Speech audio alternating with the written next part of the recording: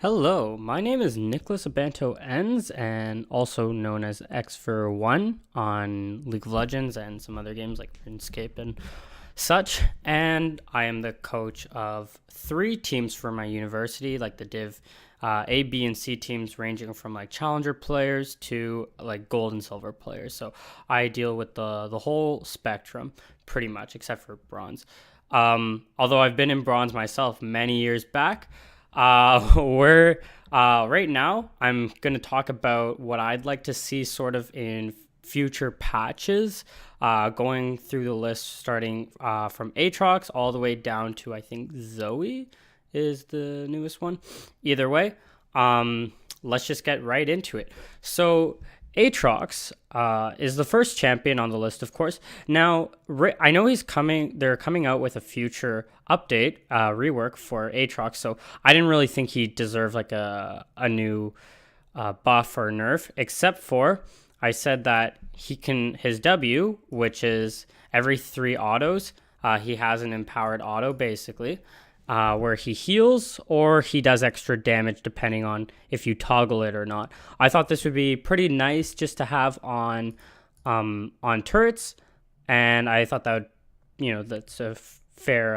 And inhibitors, and I think that would be a pretty fair buff. Although I do hear he's getting a bit of an AD buff. I don't think that's necessary. I think he does work really well in divisions under Diamond. Like, you can even still play him in Diamond 5, I think, with relative success. But I thought this would just be a nice little change so that he can take turrets. And if he's winning, he can take turrets while being hit by the enemy champion and still sustain up or take it faster. So I thought that was pretty nice. So next into Ari.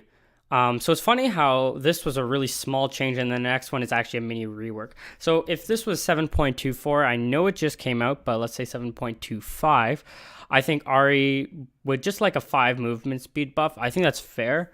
I think that would make her actually pretty strong, but I feel like she doesn't really work well with many of the keystones. You could say that she works well with Electrocute, but you can't proc that in lane too often. Unless you use your QW and E. I think it also works off auto attacks, but still, it's not the easiest thing to proc. And Comet, if you land your charm first, like, it never hits. The Comet never hits. And Ares, pretty okay, but it's been nerfed since its release, and it's just not as fun. Okay, so getting into the actual rework. So if you start looking, I said Foxfire, which is our W, the cooldown should be nerfed from, it used to be 98765 when you rank it up, down to 9 seconds at all ranks. And so you're going to be seeing a lot of nerfs, but it's because if you look down here, it's this line, Spirit Rush, the R should be changed to every time Spirit Rush is casted, reset the cooldowns of her Q, Orb of Deception, and Foxfire. Which is really insane. But what I think this does is it gives Ari more outplay potential. She's a champion where a lot of people were complaining in the summer that she's pretty much, she doesn't even have to land her skill shots. She can just burst somebody with just like her W and her R. And I think that's a very fair complaint. Because it does feel like you can just press buttons, don't aim, and you just kill your enemy opponent. So they did take away a bit of scaling from her W, which and gave a little bit more scaling to her charm, which is at least a skill shot. And I think that was a fair change. And since then, she hasn't actually seen that much play, because she is a tiny bit more difficult to one-shot people, and it's just easier at that point to play champions like Syndra and play other champions like now Malzahar and Azir, who don't really require as many skill shots, although Azir is a kind of difficult on his a little bit. Anyways, so keep going.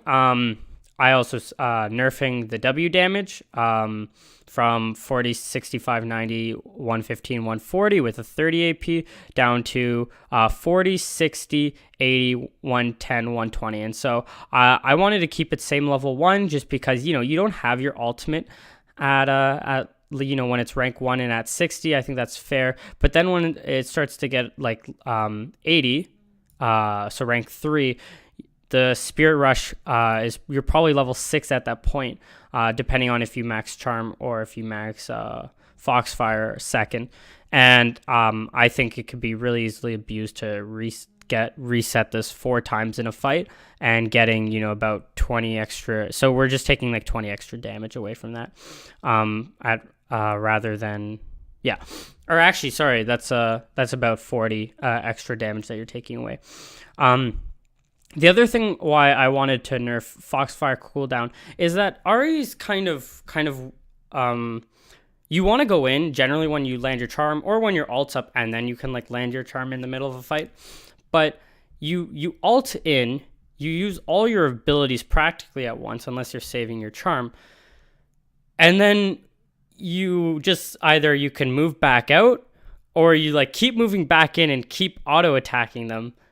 And then, but your Foxfire, even though, you know, when it's at rank 5, which is already far into the game, when it's at rank 5 and 5-second cooldown, you're far into the game where any squishy that you're just autoing down and waiting 5 seconds or maybe like 3 seconds with like 30% CDR, they are going to be hitting you back. And so you put yourself like in incredible danger while your cooldowns are, your cooldowns are up.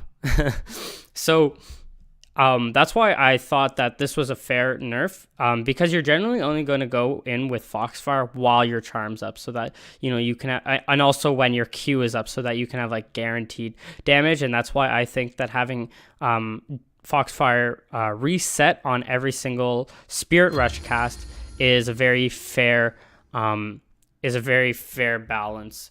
But it's also very strong, so that's why we're nerfing it. Also, having these like Foxfire being able to reset, it means that you can proc Lichbane a lot more efficiently and effectively during fights. So because her ultimate doesn't recast Lichbane, because you're not that's just how it works. So once you cast your second Spirit Rush, then you can Foxfire again, and then that's how you get your Lichbane. And then so I thought Orb of Deception mana cost buff, just to 65 at all ranks, because when it's 85 and you're trying to cast it 4 times, it's very hard. I went through the math. If you have Morello's, or not math, but I simulated what I expect a kind of fight would go. So I was around half my mana at like level like 7, I think, and or something like that. And basically, you are able to cast Q and W 4 times with your ult and 1 charm with only a Morello Nomicon, and then you'll go So I think having this is this can obviously be changed back to this. You know, I wouldn't be too upset, because maybe then it requires Ari to like not just like wave clear with her Q and then be like 30% mana and still be able to all in people with all these resets. So maybe that's fair. I would be okay with the mana cost being upped a bit. I also reduced the mana cost of the Foxfire for the same reason.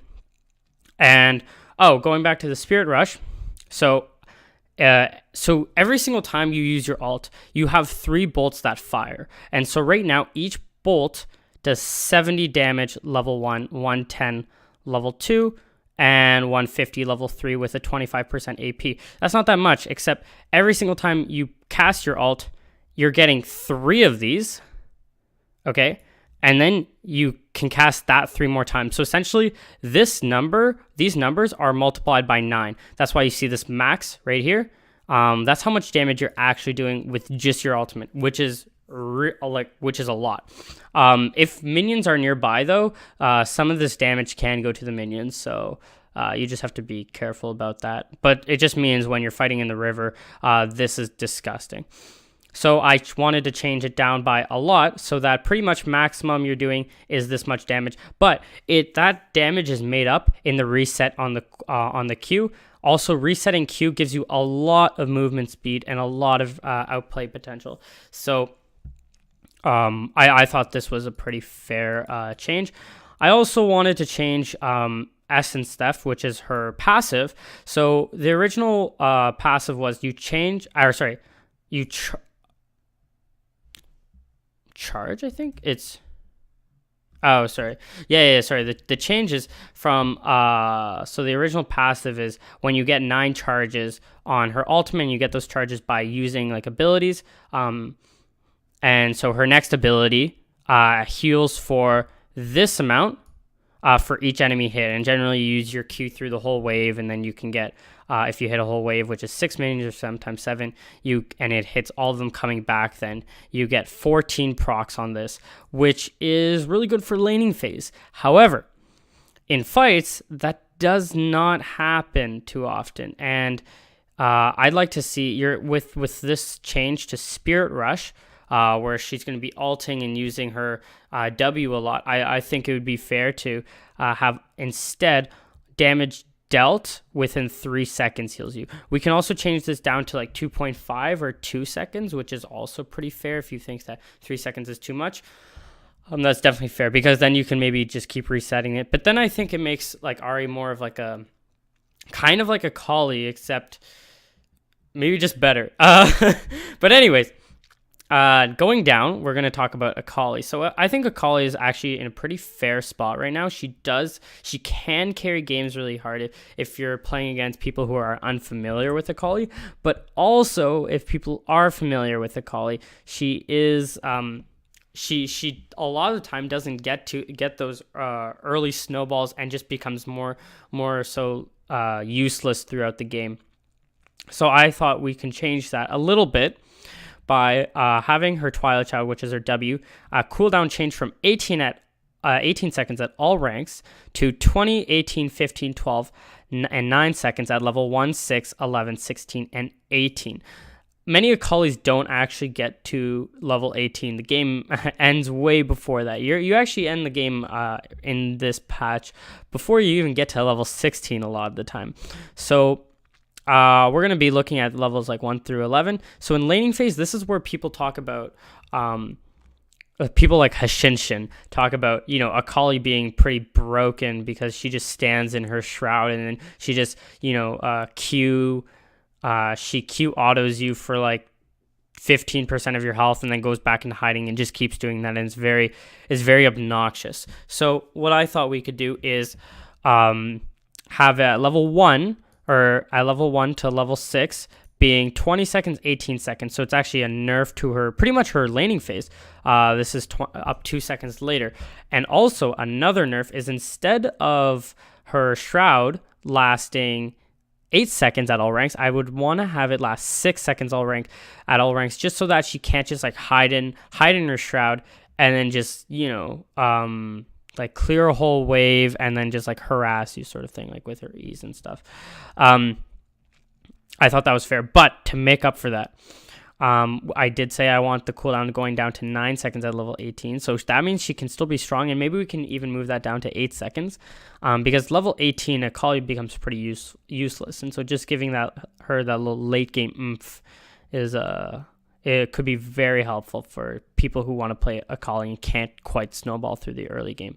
So Twilight Shroud, her W, I want that to also be nerfed, so that Akali attacking or using ability inside her smoke cover, which is her shroud, will reveal her for 0.65 seconds, and that's what it is now, to 1 second. So that means when she does like Q auto you, she doesn't just like, she can't just run back and then immediately like get back into the shroud.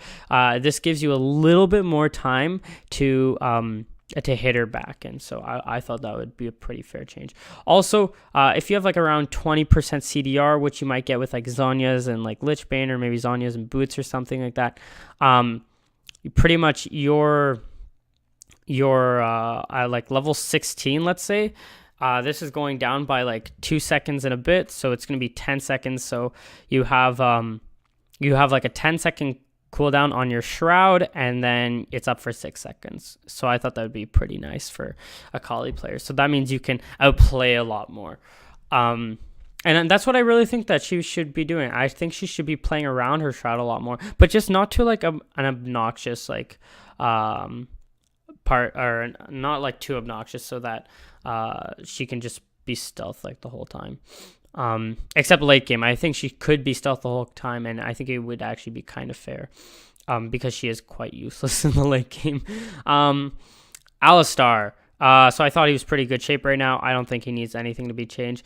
A lot of people that could be changed, this doesn't have to be implemented. Sometimes you can just say, okay, give her like a 1 armor nerf or something, and maybe that makes her a little bit more fair. Give her like 1 armor nerf and like a little bit, like 1 extra like attack damage, something like that. And just to maybe make her more even, and those changes are legitimate, but I don't think they're necessary all the time, and I don't think it's necessary on Akali, at least right now. So Alistar, like I said, pretty good shape right now. I don't think he needs to be changed. I think he's fine. Yeah. Okay, so moving on, Amumu. So these are actually flavor buffs. I don't think that all of them should go through at the same time, and if they did, I think he would need some nerfs elsewhere.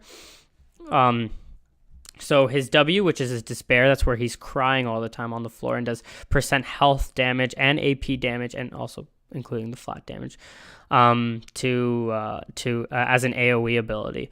So I wanted that to do 50% more damage when there are no nearby allies. I think this would be really good. This helps him in those 1v1s in case people invade him. This also helps with your clears so that you're higher health. And I think that's really good for Amumu. He's a tank, and so here's like the main issue that Amumu is in right now. He, with his new passive, where whenever he uses his despair or his autos on an enemy champion, they get cursed, and then they receive 15% extra true damage from all magic damage sources, pretty much. And so generally, we'll just do this. We'll just snooze this for now. Basically, what happens is that let's say he has like a Rumble top or a Swain top or Vlad top or whatever, and then he has another AP mid, and then you're picking your jungler, and you're like, hey, I want these champions to do like a lot more magic damage. I'm going to pick a Amumu because I'm a tank, and we need sort of a tank since we don't have a tank top lane. We have like a Rumble or something. And the important part is we don't have a tank top lane. And so you want to choose a tank. The thing is, he doesn't actually do that much tanking. Like he's not that good as the tank, because his only really tanky part of his kit is that his damage reduction from his E that you get from every single rank of it right now is 2, 4, 6, 8, 10. And while that does add up and it's really good in the jungle, I think this, if anything, should be buffed to 2, 5, 8, 11, and 14. So going up by 3. And I think that would be a pretty fair change. It just means that he can tank just better. And I think out of anything, this should be the one buff that gets implemented. I think that would just actually put him in a pretty good spot as a tank. Also, the next one is Tantrum. So his E, again, does 25% more damage for each ally that is dead. So if your whole team is dead, it's just you do 100% more damage with your Tantrum. This is actually insane. For 1v19 for obvious reasons, but also let's say your whole team is dead and you're trying to clear like triple like super minions in your base.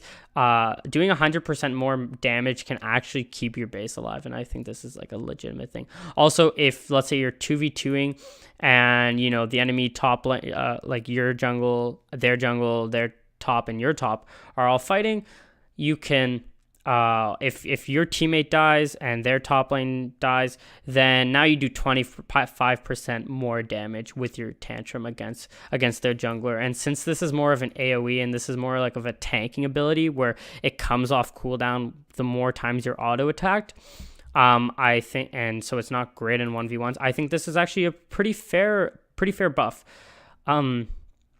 So yeah, that's what I think of Amumu right now. Let's keep going. We're gonna stop at Azir, by the way.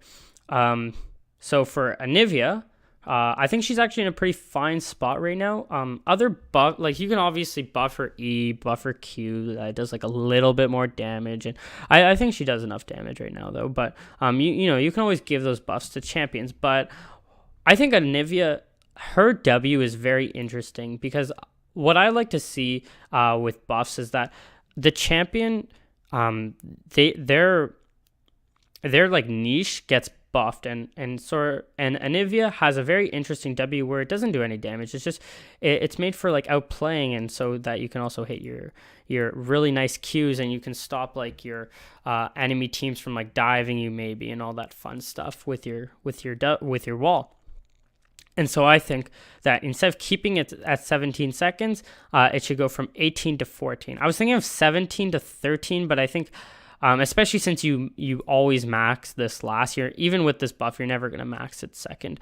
I think this starting at 18 might be unfair. So it could also just go from 17 to 13, or just 17 to 14, and just be like the last level just increases the range, or the how long the wall is, the width of it.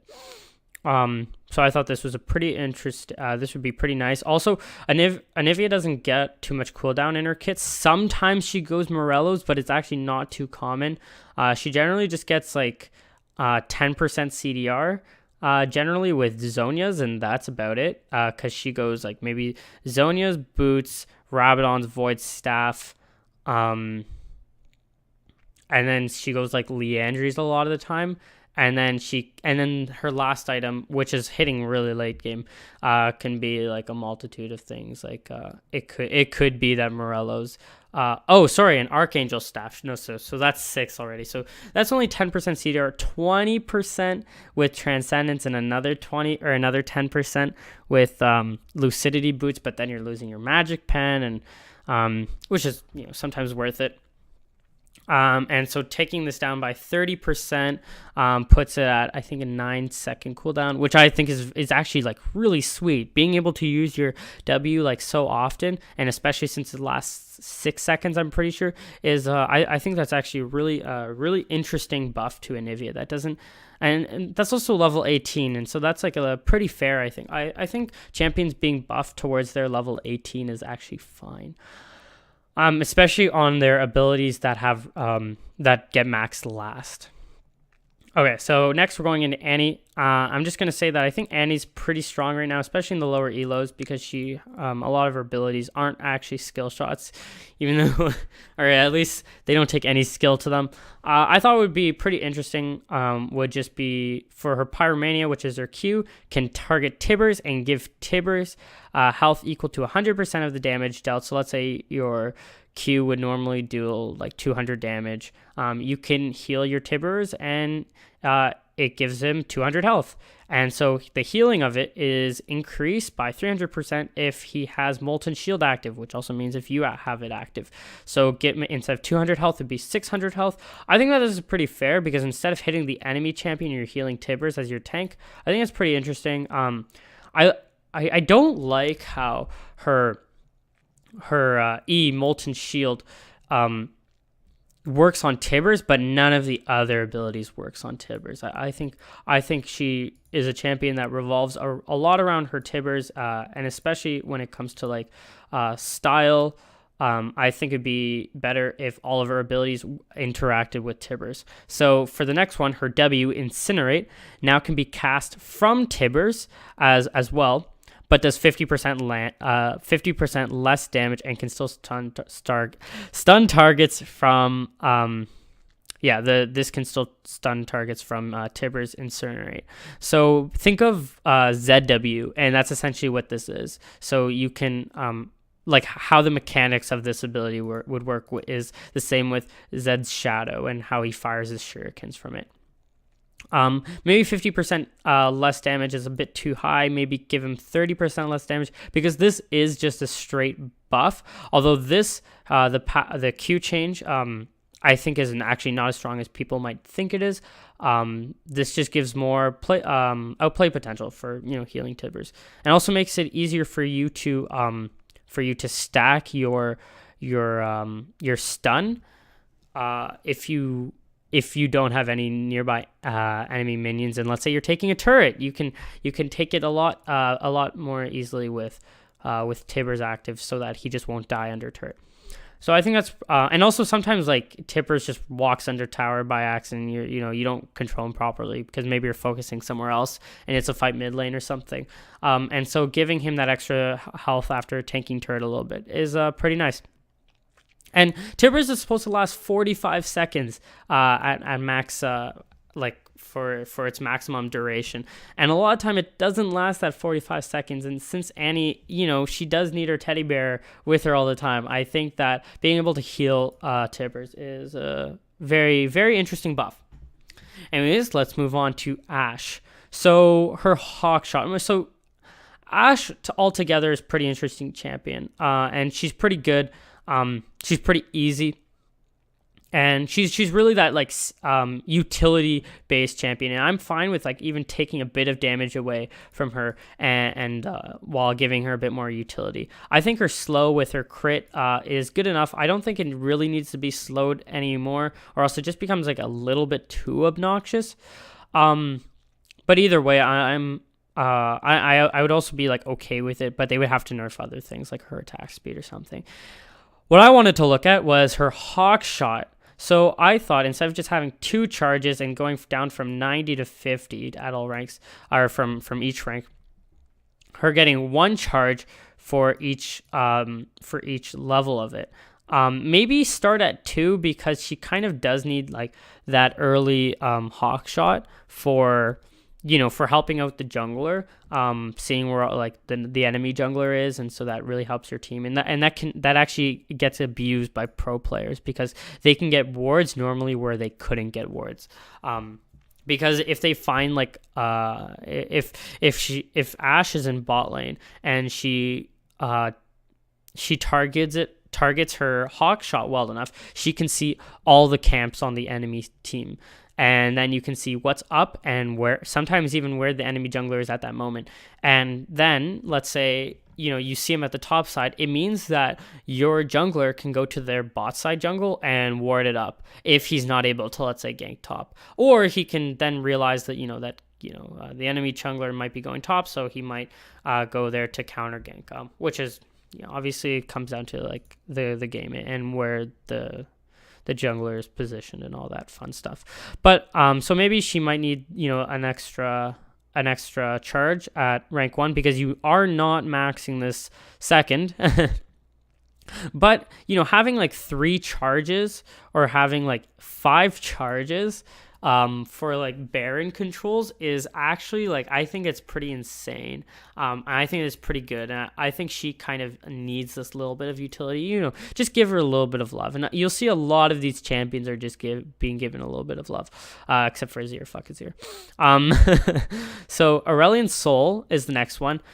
I know that Aurelion Sol on release was pretty broken. And if you play Aurelion Sol really well, I think he's also really broken.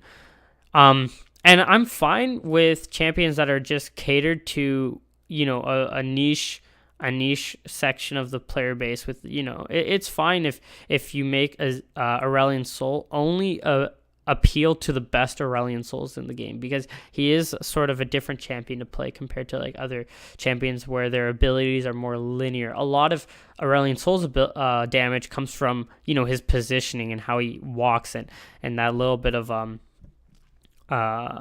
like micro mechanics.